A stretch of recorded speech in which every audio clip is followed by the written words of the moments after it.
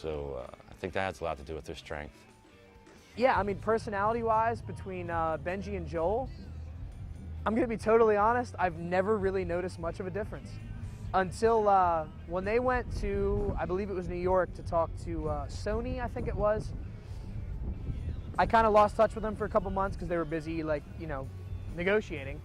And when they came back, the two looked different. Which at the time, I mean, when I first saw them, I couldn't tell them apart.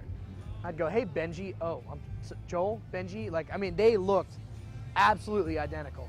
And obviously, a ploy of the label is, all right, well, you got to tell the difference between the two. So, you know, that ever since they've been signed, one has had a different look and the other one's had a different look. I was like, what happened? You talked to the label and one said, all right, you'll be the punker and you'll be the cowboy.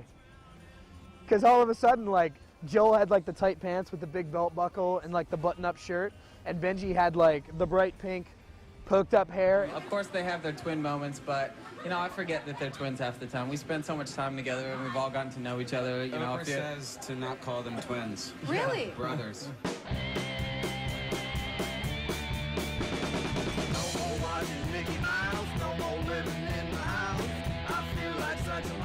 Although not in the band when it first started, Billy Martin would come to be an integral part of Good Charlotte, having joined them shortly after they moved to Annapolis.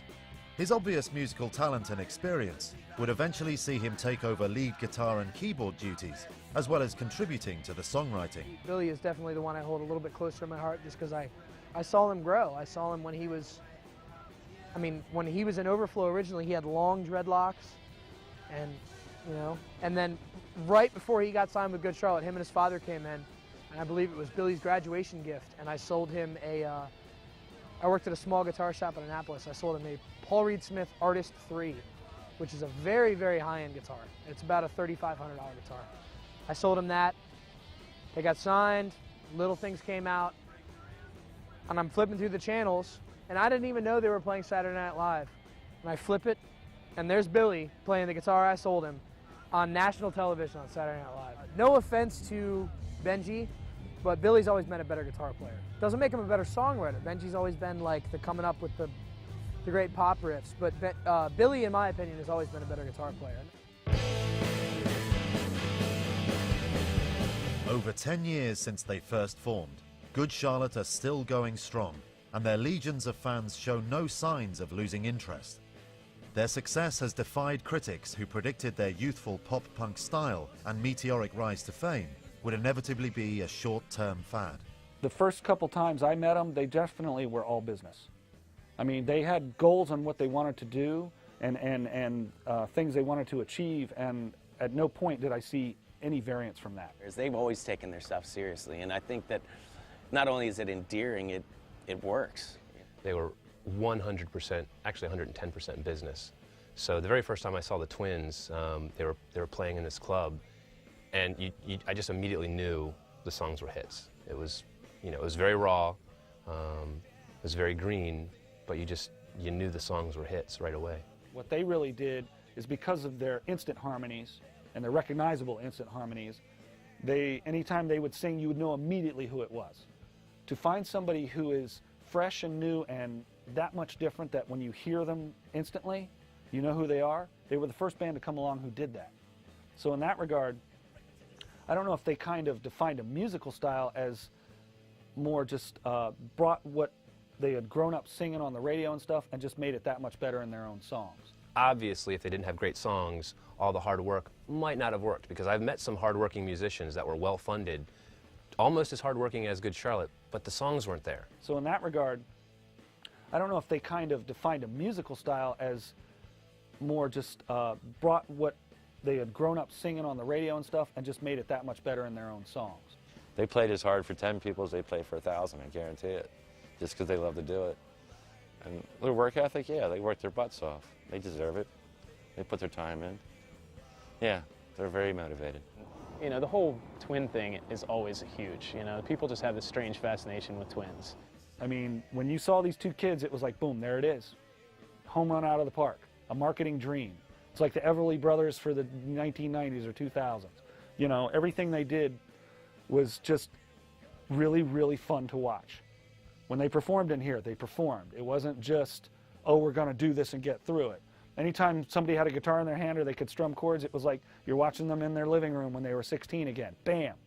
And that stuff came out of the speakers and out of the microphones. And that doesn't come along very often. People are usually too hung up about, how am I doing, what am I doing? It was automatic with these kids. Just, there it was.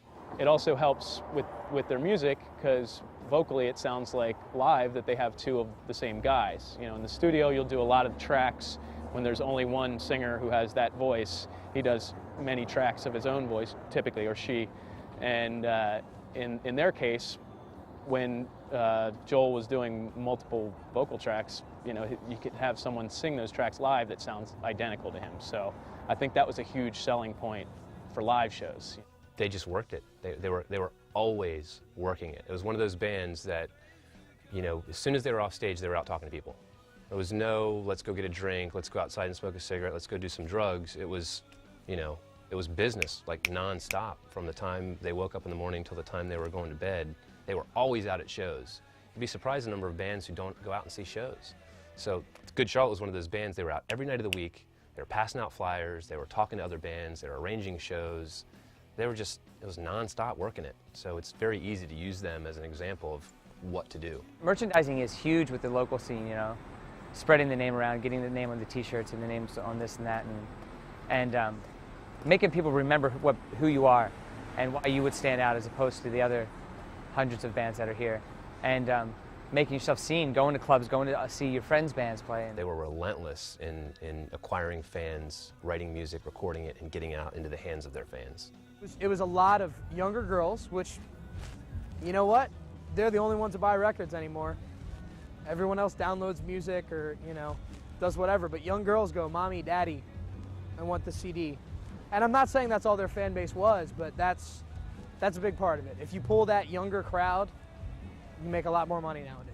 Their fans were definitely young to start off with, but what was most appealing is you'd come out and you'd see the parents really loving these kids. You know, the parents would bring their kids out because the kids couldn't drive, or, you know, they wanted to come out and get these tickets, so the parents would bring their kids out, and the parents almost liked the music as much as the kids. It was different with the kids. It was a little bit,